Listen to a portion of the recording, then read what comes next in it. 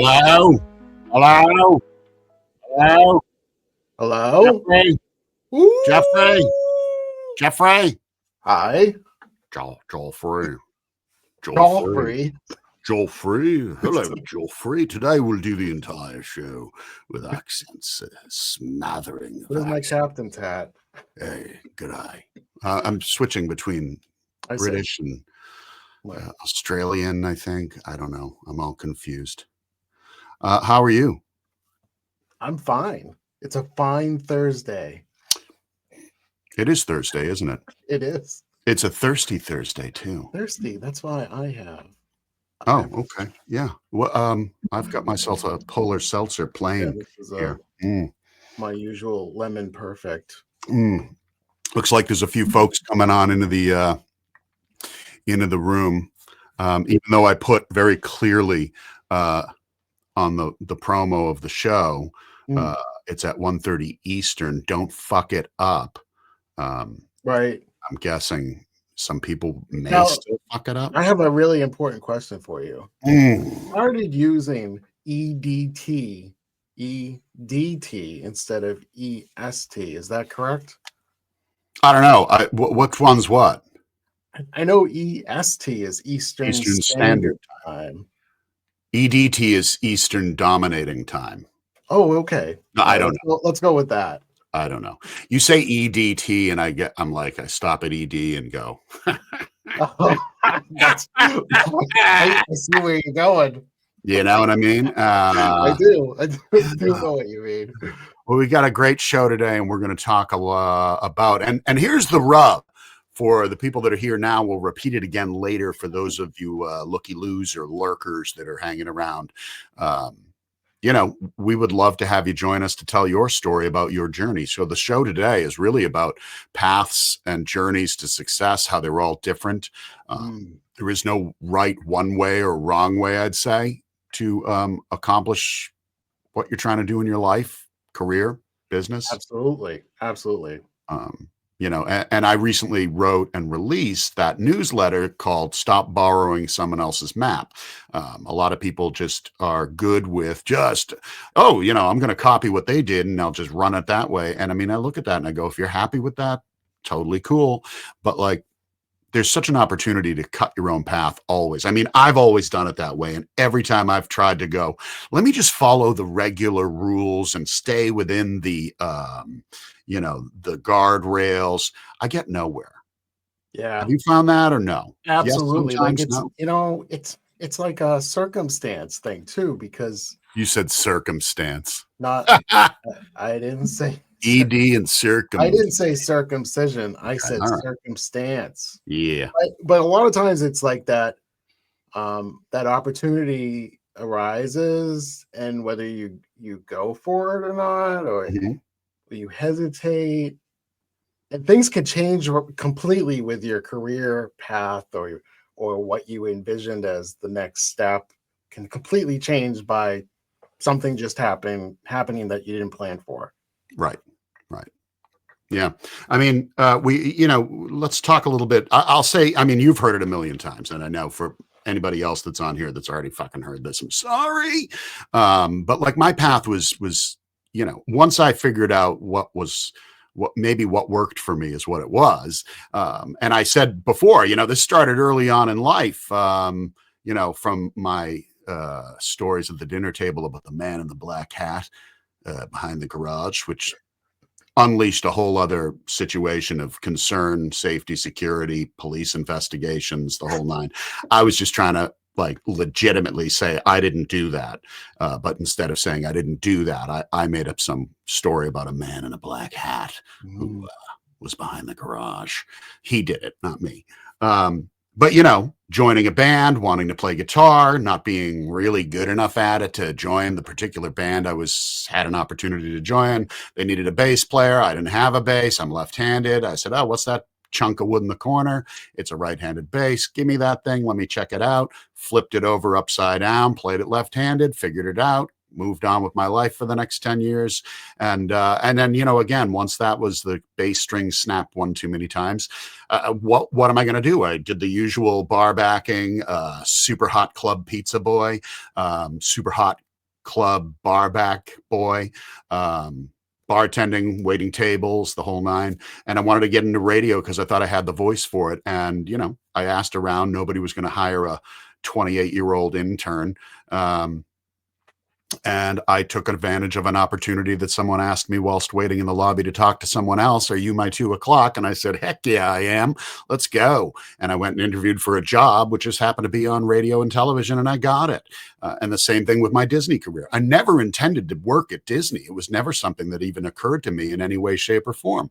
And I saw a building with a sign on it, some construction going on. I poked my head in, asked what's happening, and I turned that asked what's happening into a job of hanging drywall, which I cannot do and should never be allowed to do, into a 15-year creative career at Disney. And so what my lesson here is that you don't always have to follow the path, right?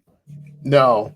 I mean, that is exactly right, because again, it's about like you taking advantage of opportunities that were in front of you and looking at it in terms of, well, this looks right as of today. This is, what I can do, or this is what I can take advantage of in terms of like where I want to go next. Right on. And that's awesome when that happens. And it's funny, how we connected too, because we have similar stories in terms of like I was a musician, like most musicians, frustrated musician. I was thinking I would go into like doing production work, but I realized quickly like there was not going to be a lot of money involved in that path. And I thought to myself, well, I really love music. I love creating it. I love the technology behind it. I'm going to try to find a job that's related to music. And so I looked in the, at the time you looked in the newspaper. Right. There were no ads for Minstrel, right? No, right. No. I saw an ad for a shipping department job at Boston Acoustics, which was a global loudspeaker manufacturer at the time, based in Peabody, Massachusetts, of all places. And I went for the job, and I was thinking, I'm just going to get my foot in the door. Did the shipping department, did all that kind of stuff. I ended up in the parts and service department next. Yep. Sorry, dogs howling. The dogs are howling. Like it's actually like here. And 13 positions later, I was like the director of brand marketing for the business. Right. And we were shipping globally, and I think at the high point it was like $120 million company. And then I had to live through an acquisition with $1 billion company who bought us. And then again, all these things are kind of like just opportunities that I was able to move myself around and build a career around it. It's interesting. I've had, I don't know, I'm going to tell you, and I kid you not, I'm not exaggerating. I've probably had 100 or more jobs in my life. Wow. I have had about 100 jobs. I could probably rattle off about 60 of them, but I won't. Maybe after this. We do have a reoccurring guest that we like to chit chatter with here, and he's here. And one of the things we're going to talk about, he is always welcome to come in here and talk about whatever the hell he wants to talk about. Because frankly, if you know him and you love him, and you can't live without him, he's Mr. Saturday night and Sunday morning. Frankly, let's bring in Robert Kogan, and we're going to talk a little bit about journeys, and we're going to talk a little bit about brand journeys, and whatever he wants to get into. So, ladies and gentlemen, please welcome Mr. Robert Kogan. Hello. Hey, Robert. Hello, Jeff. Hello, Peter. Hola. Continuing with the vibe that you guys got going, I'll just twist right in as one of those strands in a cable. And I find it hilarious. The word shtick. Yeah. One of my pieces of bullshit / shtick is don't question me about real estate baseball, the band U2, and smoked salmon, of course. Right. And as I go through these last few years, I realize how baseball is basically so prevalent in everything that I'm doing right now. And so let me try to throw a cable strand into the cable you guys are already doing right now. My dad just was involved in Niagara region doing some development in my 20s. I just knew people, and he developed a product called ice syrup, evaporating the juice from the frozen grapes used for ice wine. I happened to play fast pitch with the buyer at Pusateri's. He asked me to get him some teriyaki sauce while we were taking off our uniform after one of those rain games where you're just soaked from the start, and you know how that feels, like packing up a campsite on a Sunday. Yep. Oh, God. And then on Facebook, I was chit-chatting with a couple of girls I still keep in touch with, because I created the girls' baseball team at summer camp as a camper. And most people would like to think that's like a Ferris Bueller movie vibe. It wasn't to score girls. It was because I love baseball. Okay. And there were some ball players. For the game. Yeah, the game. And there were some girls that I had been playing baseball with for several years at that summer camp.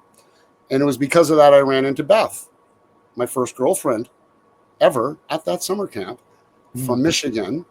So I'm now in Michigan. And then Carmine at a great store asked me to get, you guys ready for this, you Americans? Let us have it. La Croix. Oh, yes. No, As I like to call it, Robert, LaCroix. I know you do. LaCroix. I gotta cut them slack because the guy named it after the river called LaCroix in Wisconsin. But the rest of the world, like Metric and Imperial, calls the OIX.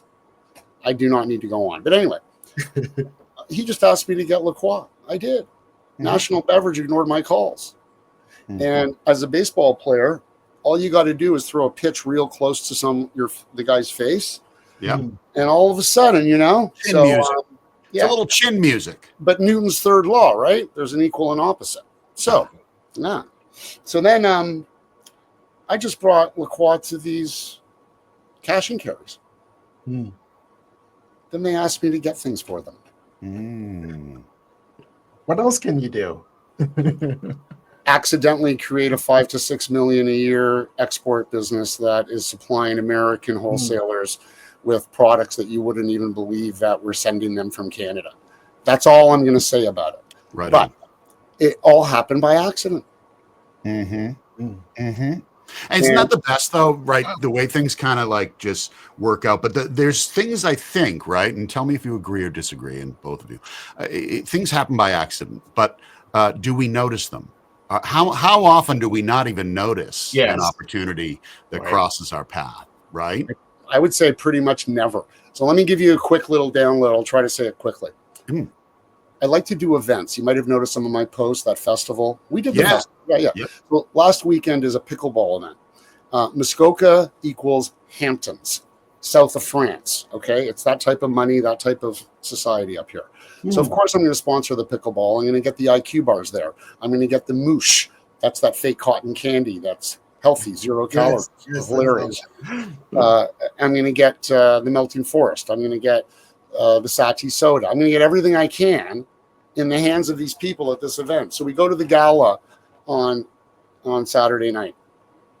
And all of the bottles that I have on every table, they won't open.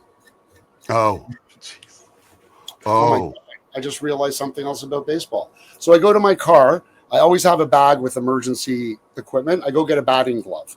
I'm going around the place to do this. Okay. Now, our table was right by the food stations. The fireball was about 4 feet. It was one of those split second, tenth of a second brainwaves things that we have when we're about to have a car accident. Yeah. 4 of the bottles went on the fire. The blinds that are about 2 stories tall were starting to melt. Oh, geez. As my brain went left hand, go pull table, another dude was pulling the table out. We emptied more bottles on that, and then they fixed up. The lady had a little burn from that mini fireball. 4 feet is a big fireball, guys. Anyway, then we made it like nothing happened, and the evening went on. It was a melanoma fundraiser. And today, I am driving 90 minutes there and 90 minutes back to a real estate event to make sure they get their IQ bars, their moosh, and their Saudi soda. And the reason I'm telling the story is, do you notice what's happening while it's happening? No.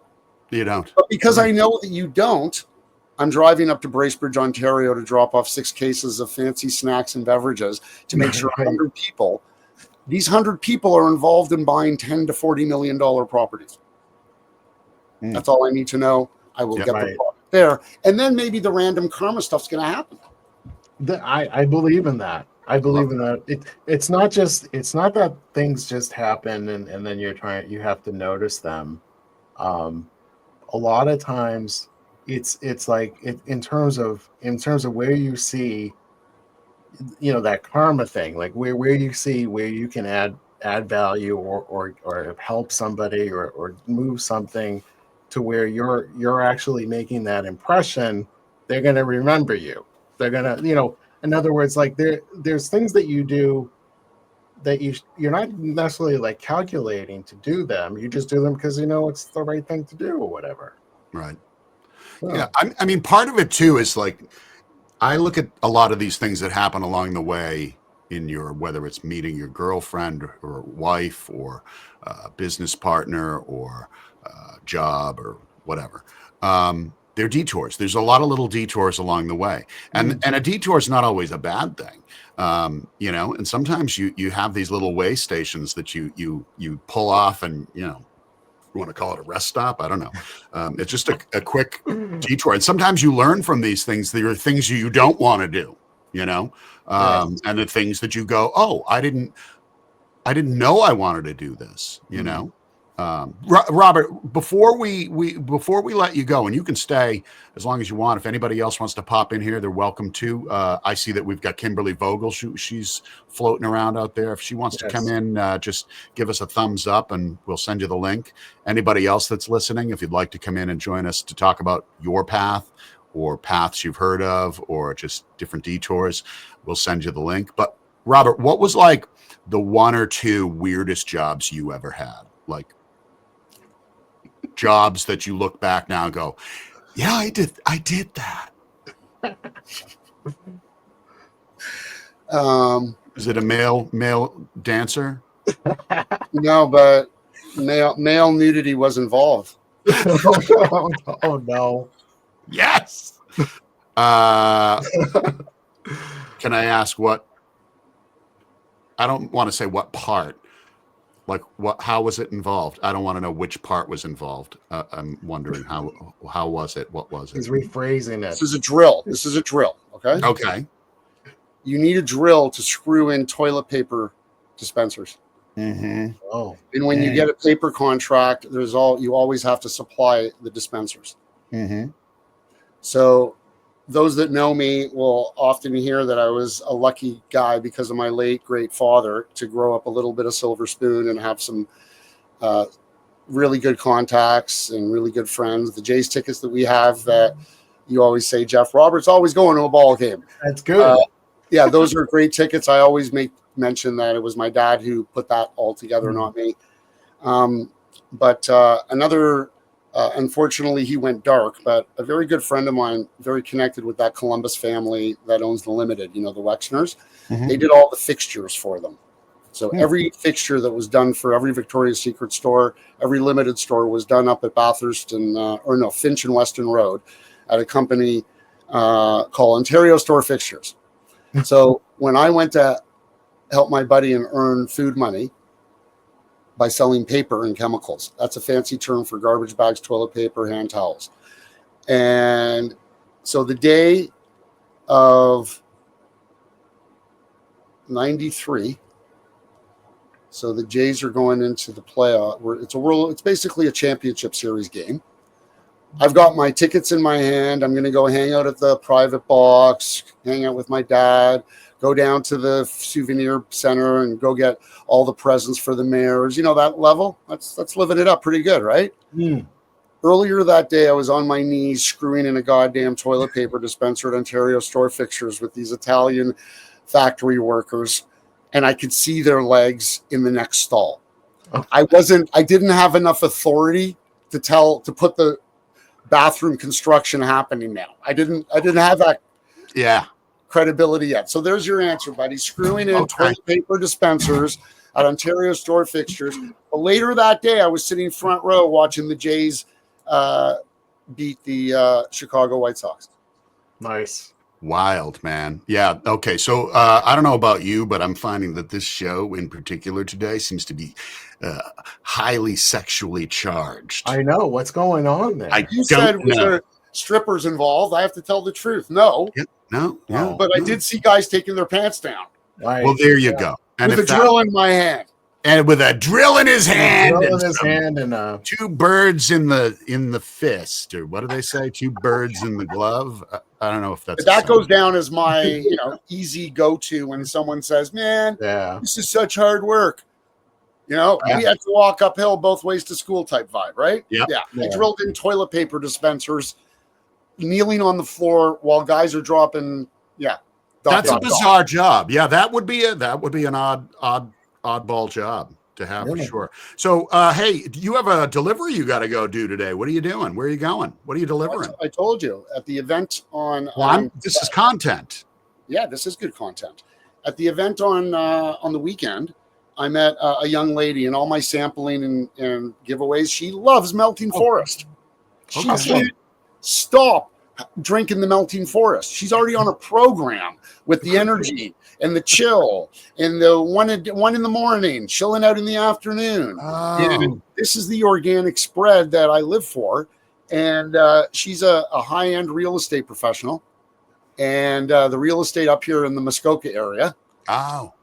It's an average of about 12 to 14 mil per transaction. Okay, yeah. Nice. So my name's Billy Not Silly, and eyeballs and hands and taste buds that are going to her event.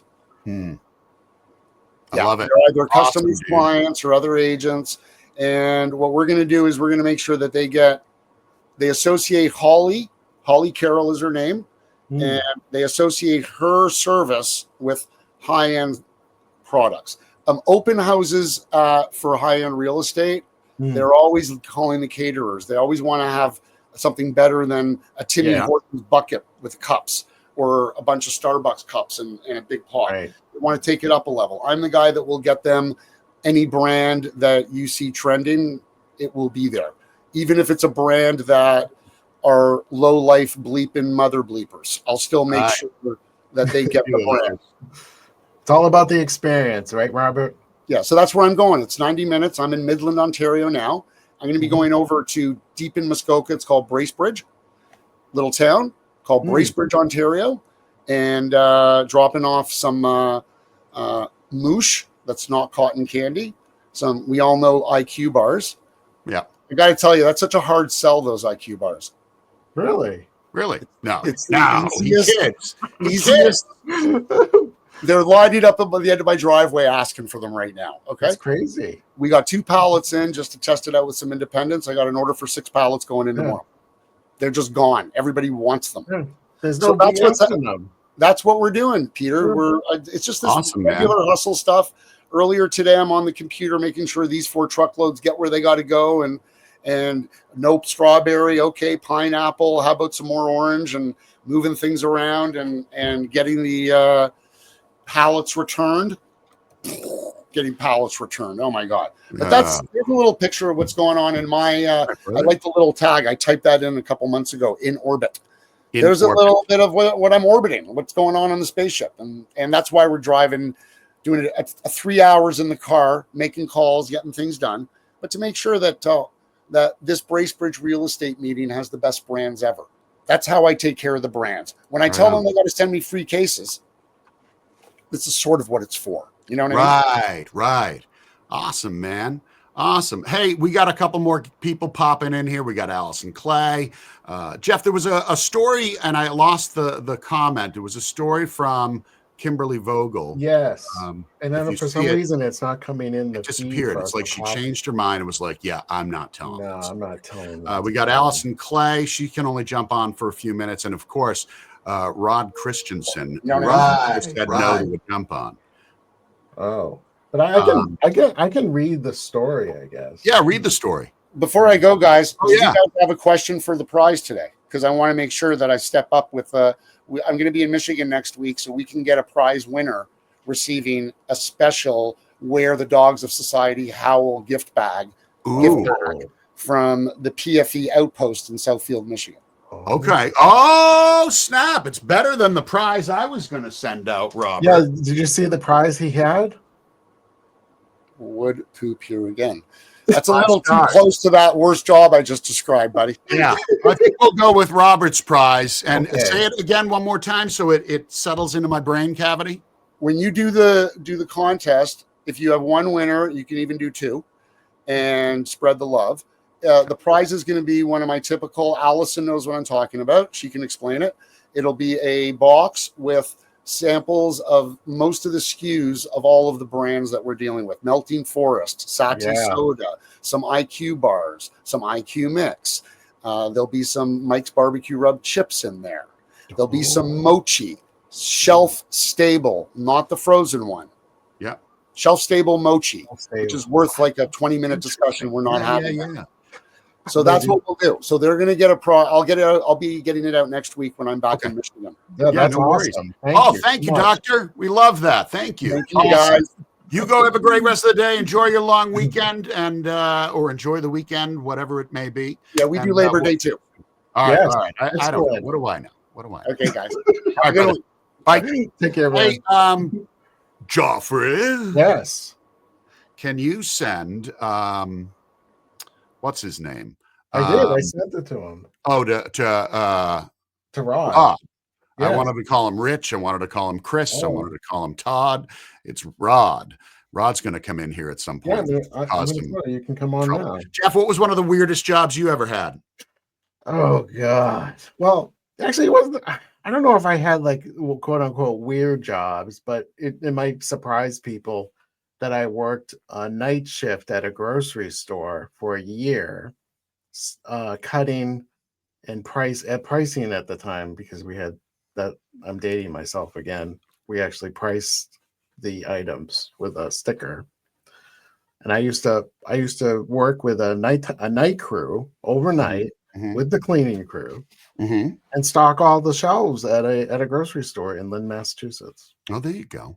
I had a job where so out of like the millions of jobs, I mean the standard like bag boy at the grocery store. Yeah.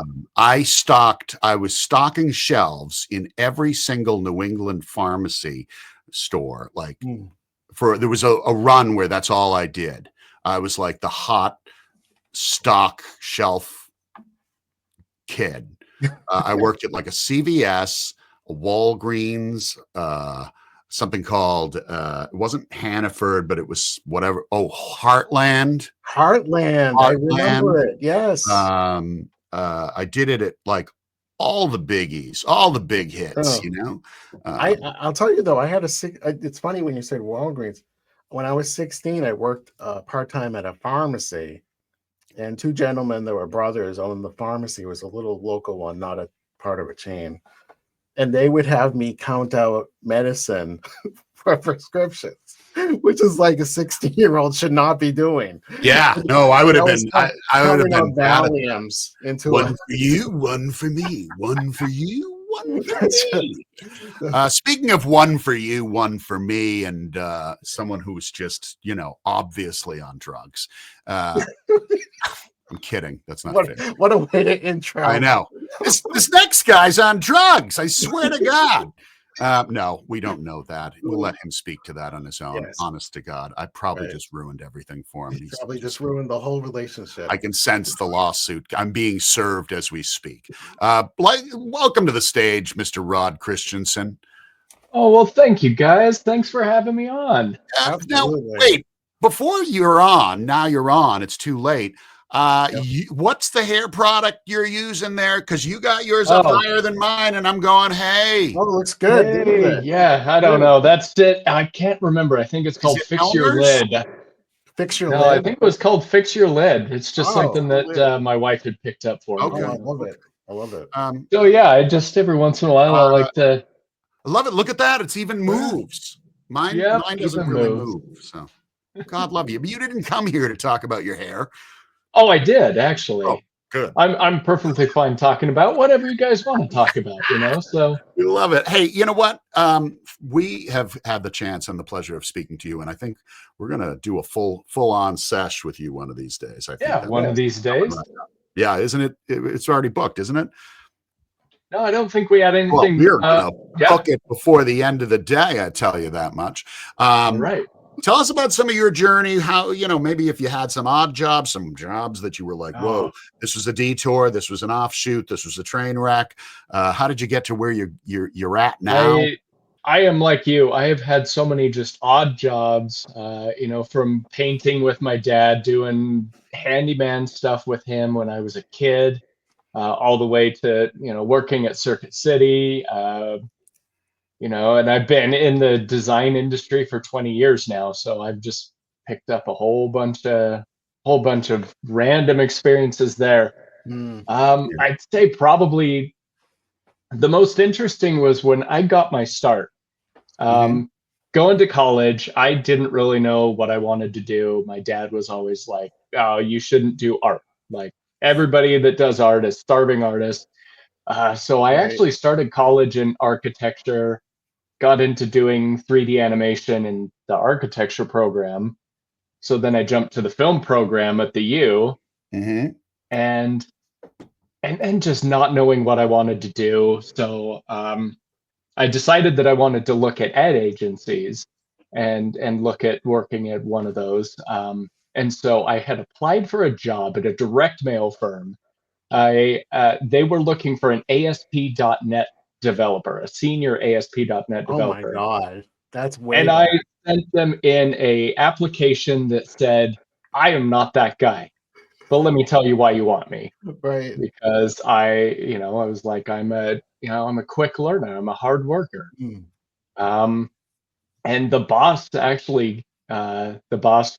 said that he pulled me in for an interview purely to meet the guy that had the balls to apply for a job and say, "I'm not that guy that you want, but let me tell you what." So, and that's how I got my start in the industry, really, was just applying for something that I had no hope, no chance, not a snowball's chance in hell of getting that job. But that's awesome. funny. Yeah.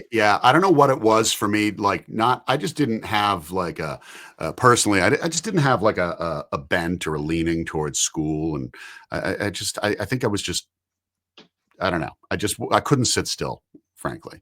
And, so doing all these different things at one point, I'll tell you, weirdest job I think I ever had was, I was a cleaning guy. I was cleaning the meat room, the butcher, the saws, the whole butchery in like a grocery store. So like after everybody left and they closed it, I would go in like some kind of hazmat suit with a super high pressure hose and screaming hot water. And I would spend the evening in there spraying down all the meat sawdust out of all the machines and then squeegeeing it into the floor.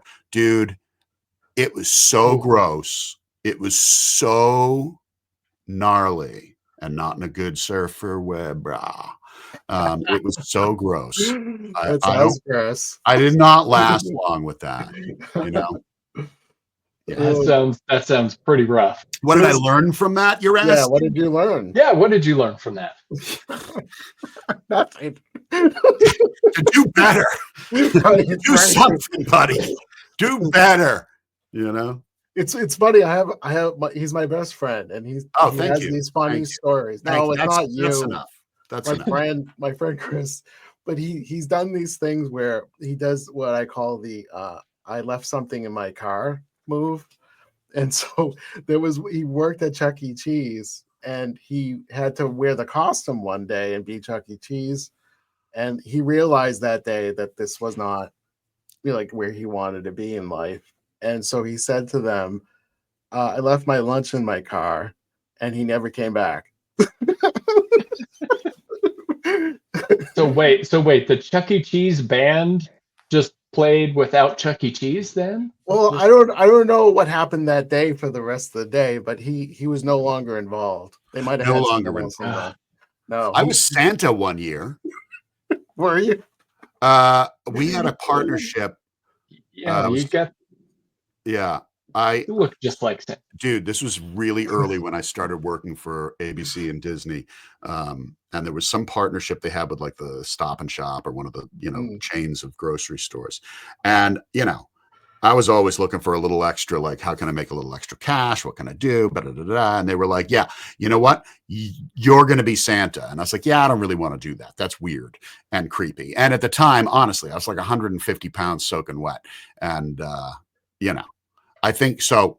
Anyway, somebody gave me this nasty ass old, it was like probably out of a dumpster, this old vintagey Santa suit that obviously didn't fit my body in any way, shape, or form. Now this was many moons ago. So I show up with pillows stuffed inside of it. I'm sweating out booze from the night before. Oh yeah. And I probably reeked of cigarettes because I smoked cigarettes at the time. So I had to go into Stop and Shop and sit on some wacko cardboard throne of lies and just entertain, completely hungover. And I realized later, somebody showed me a picture. There is a picture of it somewhere. I was wearing my Doc Martin combat boots. They're just covered in obscenities. That makes sense. Yeah. Peter, was it like Trading Places? You know that scene? You know where he's at the buffet and he's it was a little more like Elf. It was a little more like the scene in Elf. Honestly. Oh, okay. We did have another person here. She's not camera ready. I'll tell you that much. Well, I don't know. I think she probably could have been. But we've got Kimberly Vogel here. Yeah, I know Kim. She worked overnights in a factory in the early, I'm going to guess that's the 80s. It was grueling, hot, and mindless, which is how many of my ex-girlfriends have described me. Grueling, hot, and mindless. That sort of thing. So she used to carry around her .NET book, and between machine crashing events, she would study, and she would do that throughout the night. That's crazy. I mean, I think for the most part, we all make do with what we've got, right? That's right. That's all you can do. What was the job you had before the job you do now, Rod? The job that I had before. So the job. Okay, what was the job before you actually were doing like what you wanted to do? So not maybe necessarily this one. Oh, okay. Not necessarily. So the job that I had before I was a designer was working at Circuit City. And I worked there I worked there kind of in the back area where they sell all the video games and stuff. And that was back when back when I was in college. So I wasn't there a ton of time. They still had commissioned salespeople running all the computers and stuff like that. And then when they made the switch to get away from commissioned salespeople, I immediately jumped right into the computer, the computer area. Yeah. And I could jump in. I could be there, minimum, very part-time, and still outsell quite a few of the people that were there full-time. Just because, and I think what that job taught me that I really bring into all the other jobs is it's all about building a relationship with people. I would have people that would come in and talk to me for half an hour to an hour about a computer, and then they might leave. But then they come back in a couple days later and they just go, man, I really like talking with Rod. I want to talk with him again. And I love that. I had people that would just come in and talk to me about video games or computers or cameras or TVs even, and I'd just be like, yeah, let's go talk. I love that, man. That's the best part. We get to go out and talk to people and just share stories. I mean, that is really what it's all about. And by the way, I must correct myself. I somehow misread what Kimberly wrote. Apparently, I suddenly in my comments, turned her into some 98-year-old woman with work in the 80s. It was the 2000s, the aughts. Is that how you say it? Is that how the kids say it? The aughts. Yeah. Why is it the aughts? Aughts. What is that? Zeros. It's a Oh, zero. oh, Yeah. oh, Zero. I think I'm like 8. German 8. 20-4. 20-4. Alt 4. Okay. I like. Okay, maybe I'll Yeah. start using it. I don't know. I don't Back know. in know. 20-4. 20-4. Oh my goodness! Everything, you learn something every day. And Allison is driving, and she's in the car, Jeff. So, Allison, take a left. Do you think she's like a crazy driver? No, I was telling her she needs to take a left. Oh, okay. Let me know if you get there, or if you hit a fire. You know what? If you keep taking lefts, Yeah. Well, never mind. Okay, you end up back where you were. You'll eventually end up there, right? Awesome. Oh, cool, man. Hey, you know what, Rod? We're going to send you the link after this and get you booked up in here, and we'll talk about anything you damn well want. Okay. Yes. Okay, cool. Always willing to jump in and chat with you guys. You I guys are love awesome. Appreciate But it'll be your show, all about things that we want to talk about with Yeah. you. Okay. All right. And we'll glass over Plenty hair to product. talk about. I love it. You got to I wear love the it. helmet though, the stormtrooper helmet though. Oh, you have one of those? The ultimate. Yes. Oh my God. That was all I wanted to be when I was a kid. Oh, Was a stormtrooper? Fuck yeah. Yeah. Oh yeah. I was like, dude, that's the Yeah. job. My son wanted to be the emperor. He thought that was an that was actual it. job that you could do. Wow. Yeah, no, I mean, Yeah. apparently these days, as we're starting to notice, that is a job. I guess it is. Don't even have to But apply. with the for it. lightning and everything, Yeah. he would go to his little Freeze preschool and he'd be wearing like a cloak. And Yes. he'd just be like, Yes. Love that. dang. And he'd just be like, I can't get the lightning down, I have Dad. to say that when you put your hoodie up, it was more Obi-Wan vibes I got. Or Obi-Wan, yeah. I'm just telling you. Yeah. Yep. It's the wise old man vibes. Oh, look is. at that. Whoa. Oh, wow. Wow. All right. Lasers. Yeah. Tech. All right, Rod. Thanks for coming on, man. If you're still Yeah. around, hang out. We're going to ask some kind of a trivia question and get that super cool product package out to 1 or 2 people, I think. Right. So Yeah, I'll hang on. Hang around. All right, brother. Oh. All right. Thanks, guys. Catch you later, bro. Take it easy, man. All right. Hey, Jeff, weird job. Did you get a chance to spin up some of that? Did you already say that? Oh yeah, well I was talking about my night shift job in the supermarket, but and then I had that pharmacy thing where I was counting, prescription medicine for people, which a 16-year-old should not be doing. I'll stress that. Yeah. I told you about the time I spent, I don't know, a year or 2 and people, if you know, you'll know. I was a stock boy with 2 of my bandmates. So 3 of us at Ann Taylor in the Chestnut Hill Mall, which if you know New England, you know Chestnut Hill Mall, it was the quintessential that's high end, upscale, high end she mall. Mm-hmm.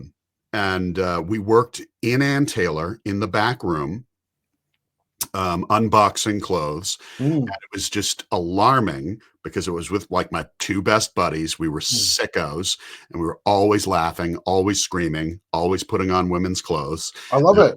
Marching around through the dressing rooms. It was such a bizarre job. And I'll tell you, this was the best part. We were in the rock and roll band at the time. I had just gotten my first apartment with one of the guys and a couple of other people. It was riddled with cockroaches, disgusting. But we had no money. We had no money for food. We had no money. I don't even think we were paying rent. We probably never paid rent. And I remember the women that worked there took us in. They were all like middle-aged, they were saleswomen and well-to-do. And, they were from like Sharon and Brookline and, places like that, Hingham. And they used to buy us clothing and food and take care of us and bring us out to dinners and get groceries for us. It was so lovely. But I did that for a few years as a stock boy. I would have to bring out like racks of clothing. Oh yeah. Stock floor. It was very bizarre. And that was the place where I actually ran into Steven Tyler that time and ended up on a shopping trip with him.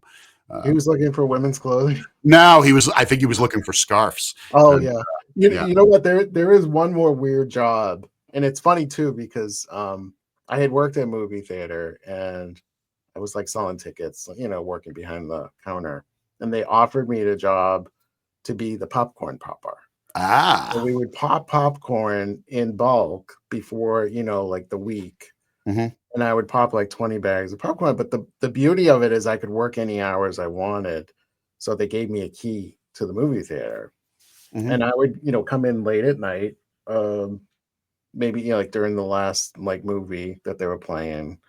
I would do my popping, and then I was on the same floor as the projectionists because at the time they actually had people manning them.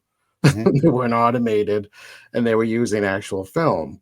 And so I would hang out with the projectionist and chat with him, and they were all part of a union. And I got such great stories and stuff because they would often be the people that get hired for local movie sets. Mhm.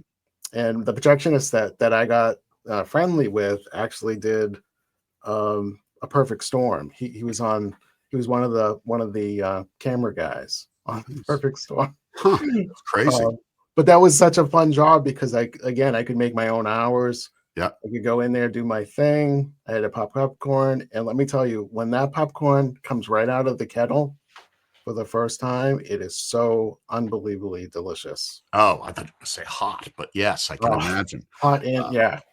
I was on the beach when the perfect storm happened. Oh, I literally was. I was in Gloucester. We were recording a demo tape, or as people that like, looking to make things sound better than they were. We were recording an album. It was really just a 4-song EP demo that was terrible. yeah. But we were there, and we were staying at our drummer's parents' house. They lived in Gloucester, and we wandered on down to the beach to, hang out. And rocks the size of Volkswagen Bugs were rolling out of the sea. We were like, dude, maybe we shouldn't be here. The road eventually got blocked off. All that shit was crazy. Hey, you know what? Her aunt's neighbor did the score for Perfect Storm. It's all happening now. All connected. And Chris Overlay worked at Chuck E. Cheese. It's all coming together. I'm telling you, we got 11 people out there on this show today, and I love that. So if you got contents, if you got stories or comments, drop them. But you know what? Raise your hand, and we'll send you the link. You can come on live with us, and we'll chat about jobs and pathways. It's like a Kevin Bacon thing going on. Yeah. I think, part of this too, which is important to me when you talk about brands, marketing, and the rest of it, even just life choices, I really think you can do several things. You can borrow or steal elements of someone else's map, but I think it's important that you draw your own map and get comfortable with that, especially for, I think, younger folks today. Gen Z. Yes, and Gen Z. even like for my youngest daughter is, what is it, Gen Alpha? Yeah. Is that what the thing? Yeah, I'm trying to make sure she gets a healthy heaping of like, dude, you can be whatever you want to be, and you can go about getting to that end point in any which way that works for you. That's right. She wants to be a zookeeper, and I'm like, that's awesome. You are going to have to go to school, I would imagine, to do that. But hey, who knows? She could end up loving math and numbers and end up being an admin in a zoo and have access to everything. There's always a way, right? Yeah, I would say like even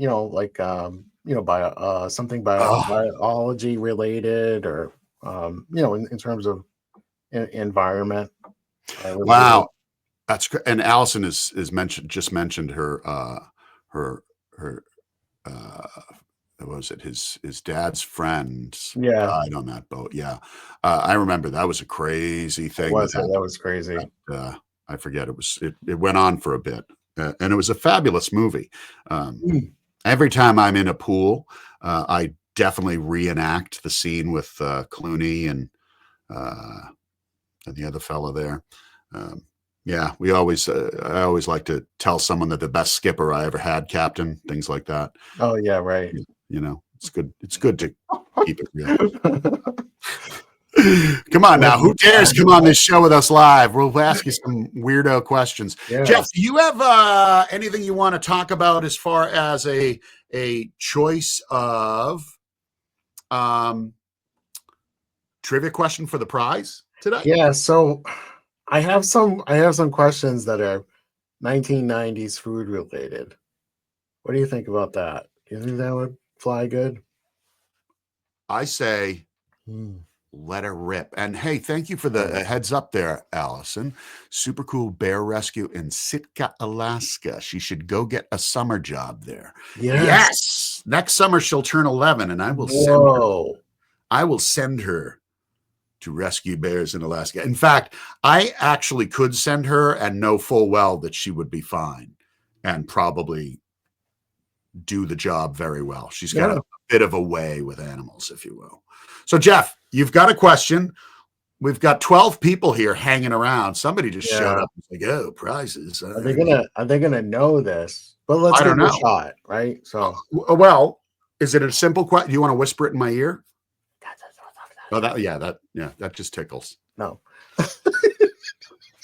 Was that ASMR I just did? This show has just gone completely off the rails. Going off the rails. God. All right. So in the 1990s, which neon-colored soft drink from PepsiCo was marketed as having the citrus taste explosion and became a cult favorite? That's the question. And we lost Peter, but he's back on the stage now. I got so excited I fell off. Right. So I'll repeat the question though. Okay. So you can hear it. I think I heard it. I heard enough. I think I already know the answer, frankly. I just don't want to blurt it out. Taste explosion. And it became a cult favorite in the 1990s. It was a neon colored soft drink. What was it? Chris. Oh, that's a good guess, though. That's what I was gonna say. Yes, but Steven, you gotta be more specific. Let me just say that. Allison had a good guess there too. Yeah, that's a good one too. I remember that drink. Everyone loves the Surge. I got a funny story about Surge, a jacket and a on-stage appearance. Oh, yeah, but it's not Surge though. No, but so is it not Mountain Dew?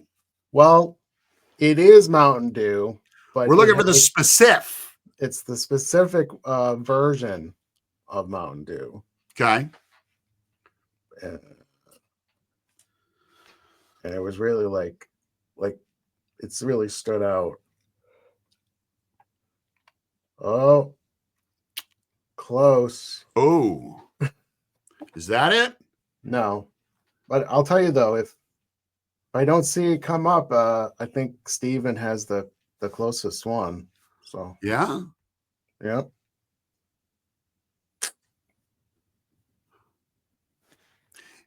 Steven, is Oops a not brand? Oops. That would be a good name though, right? Well, I'm releasing that new water brand, canned water. It's called Melted water. Ice. Melted ice. Melted ice. And you can drink it hot, which is nice too. Oh, and I heard it comes in a frozen version. Frozen ice. Yeah, but we haven't got the packaging down. You just it's you can't get it into the can, and once you do, you can't get it out. Oh, now Chris is just naming Motley Come on, with AI technology, nobody has it yet. And Michael Colangelo's making some kind of cultural reference to the political ice temperature right now. Don't go there. Is everybody on drugs but me? All right. What am I taking? Crazy pills? All right. Maybe it's too deep. Mountain Dew Spark. No. All right, Jeff, give it to who got Mountain Dew first and tell us what the answer is. It's Stephen Goldstein. You are the winner. It's Mountain Dew Code Red. Oh. I guess it became a cult favorite. I remember it, but I was nothing like that. I would drink all the time. That's what, Code Red. Code Red. Code Red. All right. I love that. That's awesome, man. Awesome. I'll get his address so we'll get his address. Robert. And I'm going to show up at his house in the middle of the night, like early morning hours. Okay. I'll probably disable his security system and quietly make my way up to the master bedroom with his prize and No, that's set it right on the weird. foot of his bed. That's really then- weird. Yeah, and then I'll blow that air horn and be like, dude, you win. That's what we'll do. Okay. So we're about to be done here. I think at some point LinkedIn just says, that's enough of that nonsense, people. Right. Go back to work. I just wanted to say a couple of final things here. I have not worked a lot in corporate world, but I have worked some, and I've been corporate world adjacent. I've freelanced. I've worked out how to, start my own job and create this agency with Jeff. And, I've always kind of found that the safe routes didn't work for me. Messy routes, longer routes, sometimes very extremely unpredictable and unstable routes have worked for me. And it doesn't mean that that's all going to work for everybody else. But I do think for people in Gen Z and Gen Alpha and anybody else that's kind of swimming in the craziness of life, sometimes it's just good to take a step back and think about what it is you want to be doing. And then back engineer that a little bit and find ways. And today it's so much easier to do that. I literally was mailing people letters, in Hollywood to ask them questions and then waiting 9 weeks for it to come back, if at all. Today you can do this so much faster, man. So, somebody wants to know if they get the poop sign. Jeff, did you have a backup question for that? Backup for a poop sign. Yeah. Oh, let me see. Maybe we'll save the poop sign for next time. Yeah. But I mean, I'm happy to give it away. This is that part of the show where if we don't have a prize, I just look around my office and my house for things that I don't want.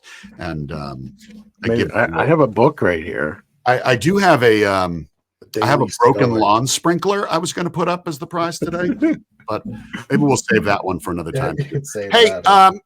this is where the Dogs of Society howl. We're doing it every Thursday at 1:30 p.m. EDT or EST if you're a normal human being like the rest of us. And we love doing this. We love having you guys on. And oh man, we're going to talk about that, Rod. We've got a newsletter. We've got the agency, Brand Artica. We love what we do, and we love meeting with you guys and chatting with you on LinkedIn. So keep it up, keep going. If you have any questions or concerns or allegations, you can send them to HR for us. Right. But anytime you want to connect to Jeff and or I, please reach out and do so. Jeff, any final parting shots? Just hope everyone has a fun and safe long weekend. Oh yeah. You just bring it, bring that long weekend in. Yeah. Start tomorrow. Yeah. We're going to, probably get a couple of piles of cocaine and I don't think so. see where the wind takes us. If you will. I don't think so. No, probably not. It never ends well. That's it, man. So let's get out of here. We'll see you next week. And I hope you all have a great weekend.